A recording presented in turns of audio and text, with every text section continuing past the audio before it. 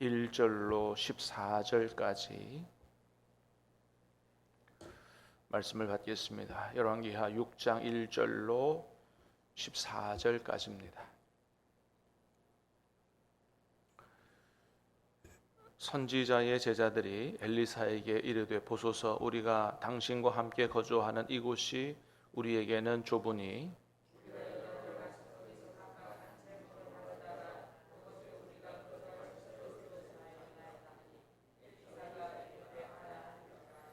그 하나가 이르되 청하건대 당신도 종들과 함께 하소서 하니 엘리사가 이르되 내가 가리라 하고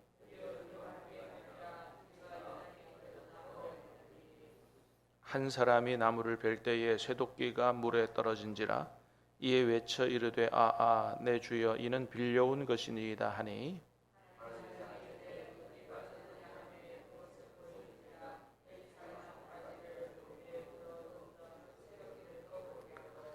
이르되 너는 그것을 집으라 하니 그 사람이 손을 내밀어 그것을 집으니라.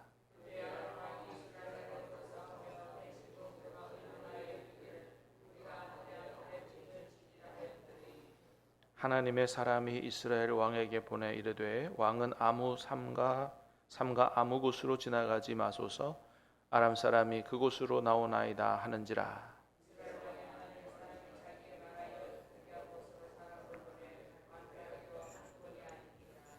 이러므로 아람 왕의 마음이 불안하여 그 신복들을 불러 이르되 우리 중에 누가 이스라엘 왕과 내통하는 것을 내게 말하지 아니하느냐 하니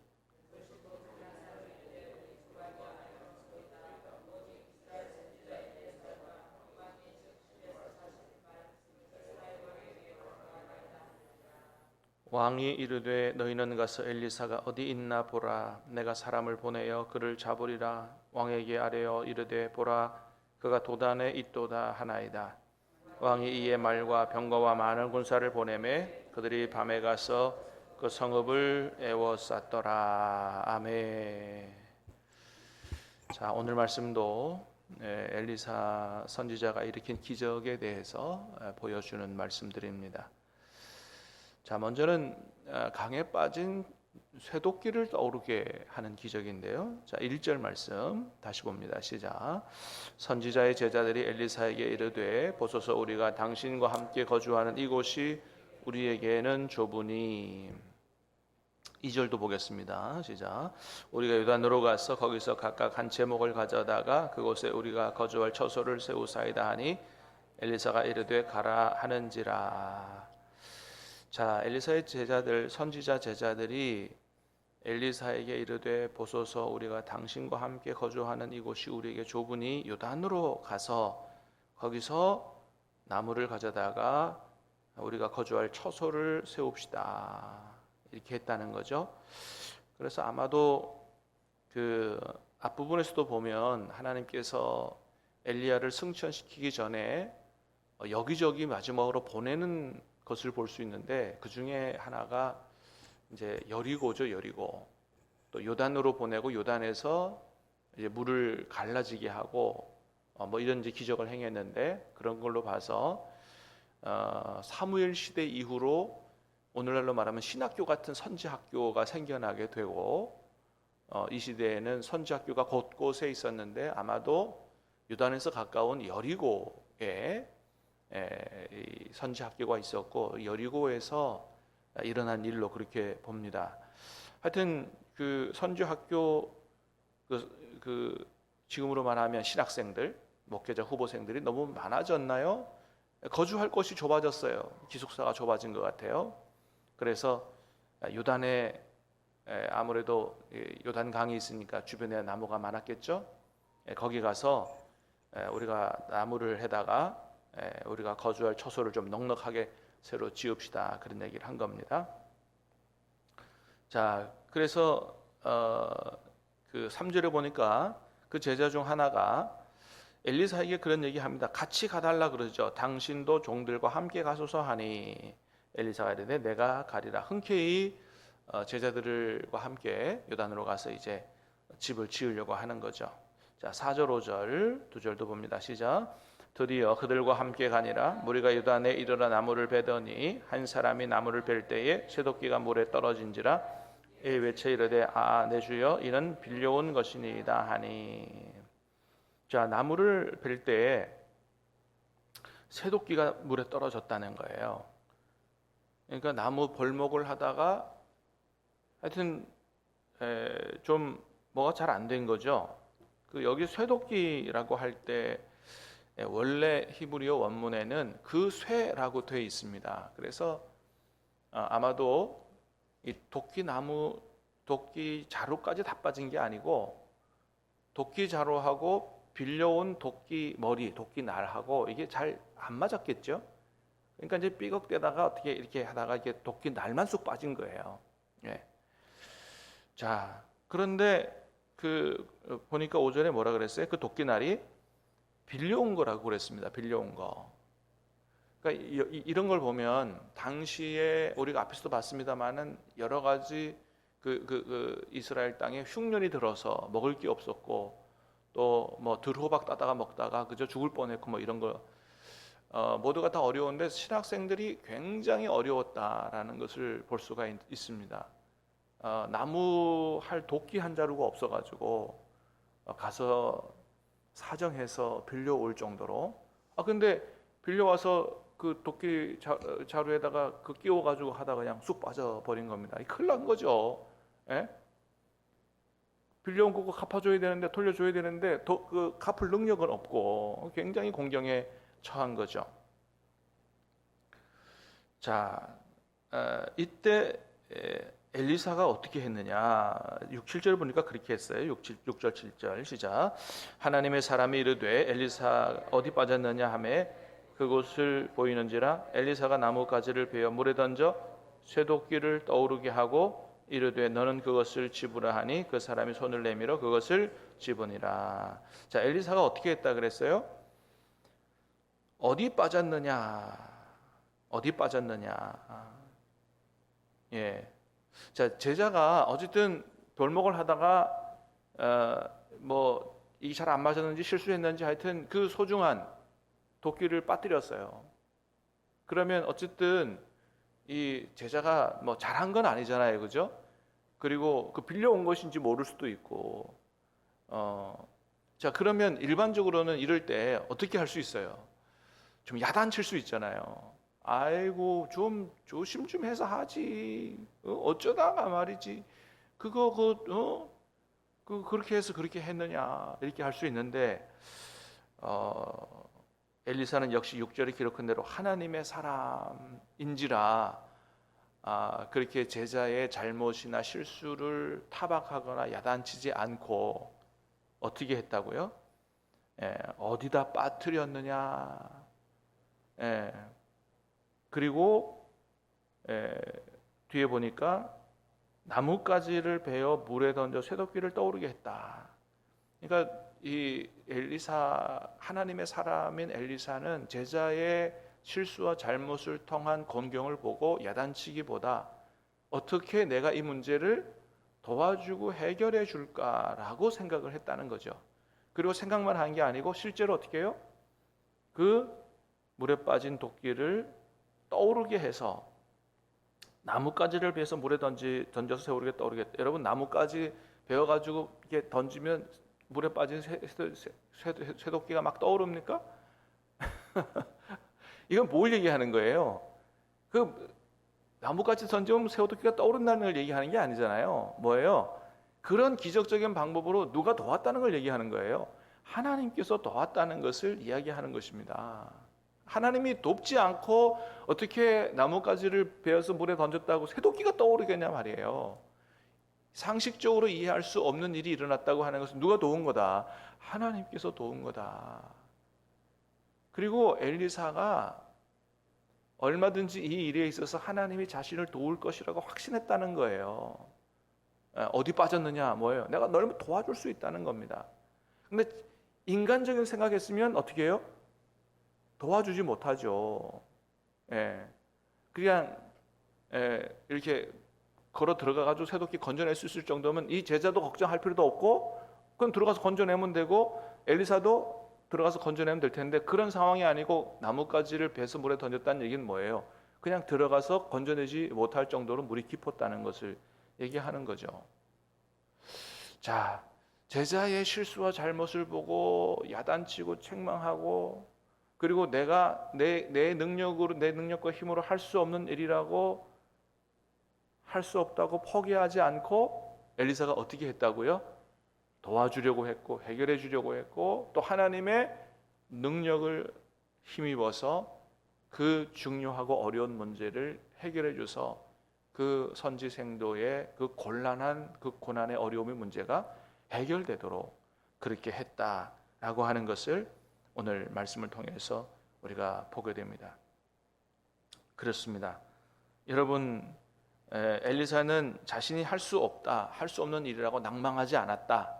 그죠? 하나님이 주시는 지혜와 능력을 의지해서 어려운 문제들을 다 해결해 나갔다는 것을 볼 수가 있습니다. 여러분, 우리는 할 수 없어도 하나님은 할 수 있는 줄로 믿습니다. 우리에게는 방법이 없어도 하나님께는 방법이 있는 줄로 믿습니다. 그래서 우리가 오늘 본문을 통해서 뭘 배워요? 하나님의 사람은 이럴 때 이렇게 하는 거다라는 걸 배우는 거죠. 일반적인 사람들은 다른 사람들이 잘못하고 실수할 때 먼저 야단 먼저 치죠. 예? 그러나 하나님의 사람은 그렇게 하지 않았다는 거예요. 내가 어떻게 도와줄 수 있을까를 먼저 생각했고 내가 할 수 없는 일이라 할지라도 포기하지 않고 하나님이 주시는 지혜와 능력이면 가능하다라고 믿고 그렇게 하나님 주시는 지혜와 능력으로 다른 사람의 어려움들을 잘 풀어서 해결해 줬다라고 하는 거죠. 사랑하는 여러분, 하나님의 사람인 저와 여러분들에게서도 하나님 주시는 지혜와 능력으로 우리 주변에 있는 모든 어려운 사람들의 어려움들을 도와주고 해결해 줄 수 있는 그런 아름다운 일들을, 그런 아름다운 삶들을 살아갈 수 있기를 주님의 이름으로 축복합니다. 자, 두 번째는 하나님이 주신 탁월한 통찰력으로 나라를 지키는 일을 했다는 거예요. 자, 8절 9절입니다. 시작. 그때 아람 왕이 이스라엘과 더불어 싸우며 그의 신복들과 의논하여 이르기를 우리가 아무데 진을 치리라 하였더니 9절. 하나님의 사람이 이스라엘 왕에게 보내 이르되 왕은 삼가 아무 곳으로 지나가지 마소서 아람 사람이 그곳으로 나오나이다 하는지라. 자, 아람 왕이 이제 이스라엘과 싸우면서 자, 신하들과 함께 이렇게 작전을 짜고 이 작전 절대로 비밀로 하고 세워나가지 못하도록 하라. 그리고 부하들에게 군사들에게 어디가 진을 쳐라. 아마도 이스라엘 왕이 이쪽으로 올 것이다. 배복을 했다는 거죠. 그런데 엘리사가 그거를 다 알고 이스라엘 왕에게 그쪽으로 가지 마십시오. 그쪽으로 가면 큰일 납니다. 그래서 이스라엘 왕을 살린 게 한두 번이 아니었다. 그죠? 10절 맨 뒤에 보니까 사람을 보내 방비하기가 한두 번이 아니었다. 그러니까 이 아람 왕이 작전을 짜고 매복을 해도 이스라엘 왕이 걸려들지 않으니 이 한두 번이 아니니 그런 생각을 한 거예요. 신하들을 특별히 신복들 가까이 있는 부하들을 불러 모아놓고 우리 중에 밀정이 있는 게 분명하다. 스파이가 있는 게 분명하다. 그렇지 않고서야 어떻게 우리가 이렇게 머리를 맞대고 짜낸 이 작전이 매번 실패할 수가 있느냐. 그런 얘기를 했어요. 자, 그랬더니 12절에 보니까 뭐라 그래요? 12절 시작.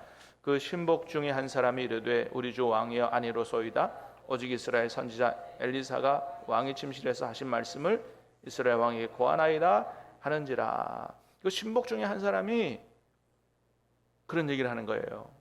우리 중에 스파이가 있는 게 아니고 오직 이스라엘 선지자 엘리사가 왕이 침실에서 하는 말씀을 이스라엘 왕에게 고합니다. 엘리사가 다 듣고 이스라엘 왕에게 알려줘서 그렇게 된 겁니다. 이런 얘기를 했다는 거예요. 여러분, 남의 나라 신하가 이 엘리사가 그렇게 하는 걸 어떻게 알았을까요? 그래서 어떤 학자는 이 신복이 나아만 장군이다 이렇게 해석을 하는 사람이 있어요. 왜요? 나아만 장군은 엘리사의 능력을 알고 있으니까. 뭐 그럴듯한 해석입니다. 어쨌든 간에 엘리사 때문에 그렇다고 했고 그게 사실이죠. 그게 사실이죠. 자, 여러분 지금 북이스라엘이 이때가 여호람 왕 때, 여호람 왕은 다른 이름으로 요람이라고도 하는데, 여호람 왕 때 아버지가 세운 바알 주상을 깨뜨리긴 했지만 온전히 하나님의 뜻을 따라 산 사람은 아니거든요. 어쨌든 여로보암의 황금 송아지 우상 숭배도 하고, 그리고 북이스라엘 전체가 바알 숭배에 빠지고 뭐 이런 때예요. 하나님을 제대로 못 섬기고 우상 숭배하고. 자, 그러나 그럼에도 불구하고 하나님이 엘리사를 통해서 어떻게 했다고요? 이 아람 왕의 전략을 다 알려주고, 아람이 이스라엘을 집어삼키지 못하도록 하나님이 그 나라와 그 왕을 지켜주셨다라고 하는 것을 보게 되죠. 그렇습니다. 하나님이 이렇게 해서 막아주지 않았다면 북이스라엘은 나중에 아수르에게 망하기 전에 아마 아람에게 망했을 수도 있었다라고 하는 거죠. 그러니까 북이스라엘이 잘 몰랐지만 잘 모르는 사이에, 그럼에도 불구하고 잘 모르는 사이에도 누가 북이스라엘 하나님 백성들을 지켜주고 있다는 거예요?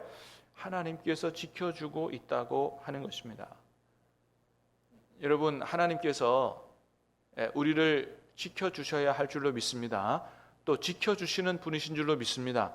우리가 모르고 있는 사이에도 하나님이 우리를 지켜주시고 있다. 여러분, 이걸 굳게 믿고 살아갈 수 있기를 주님의 이름으로 축복합니다. 너무 불안해하지 말고 하나님이 우리를 지켜주신다.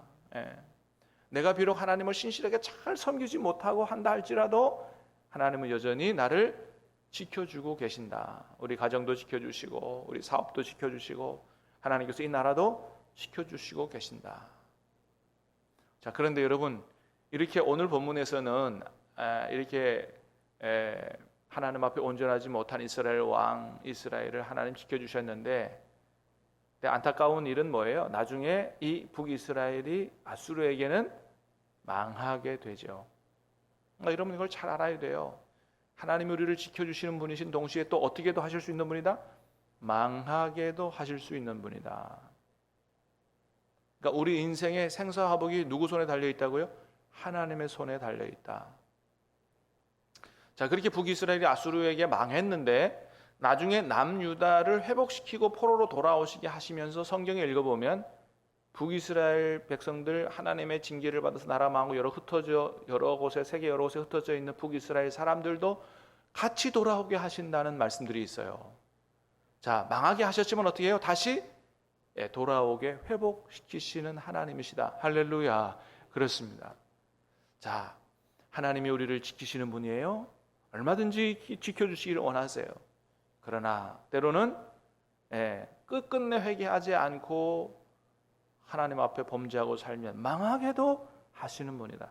그러나 완전히 버리시지는 않고 다시 하나님 회복시키시기를 원하시는, 그야 말 그대로 하나님 우리의 생명의 주인이시고 인생의 생사화복을 주관하시는 분이다라는 사실을 확실히 알고 믿고 하나님 한번 잘 섬겨서 오늘도 하나님이 우리의 주님 되시기를, 왕 되시기를 주님의 이름으로 축복합니다. 주님과 우리와의 관계를 올바르게 하고 주님 잘 섬기고 복을 받고 축복의 통로로 살아가는 하루 되시기를 주님의 이름으로 축복합니다. 기도하겠습니다. 하나님 아버지,